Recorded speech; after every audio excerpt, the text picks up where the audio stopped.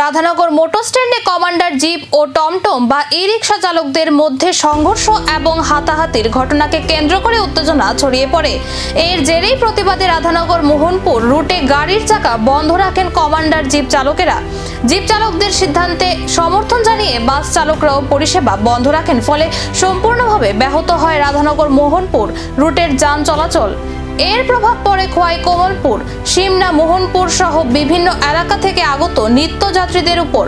বহু মানুষ দীর্ঘক্ষণ রাস্তার ধারে অপেক্ষা করতে বাধ্য হন। যাত্রীদের অভিযোগ, হঠাৎ পরিষেবা বন্ধ হয়ে যাওয়ায় কর্মস্থল, শিক্ষা প্রতিষ্ঠান এবং জরুরি কাজে যাওয়া মানুষেরা চরম সমস্যার মুখে পড়ছেন।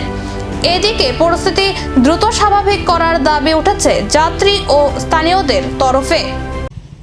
গত বিগত দিন আগে আমরা রাধানগর যে নেতৃত্ব দেয় বিএমএস এর, তারা ট্রাফিক এসপির সাথে এখন আপনাদের মূলত সমস্যাটা কি? আমাদের সমস্যা, তারা আমাদের প্যাসেঞ্জার নিয়ে যাচ্ছে, আমরা সেই কারণে ক্ষতিগ্রস্ত। আমরা মাসিক বাৎসরিক 60 থেকে 70,000 টাকা শুধু পেপার খরচ আছে, কাগজপত্রের খরচ সরকারি যারা আমরা সরকারকে বহন করছি, সরকার আমাদের নিচ্ছে টাকাটা, আর বাদ থেকে মেনটেন্যান্স তো বাদ দিলাম।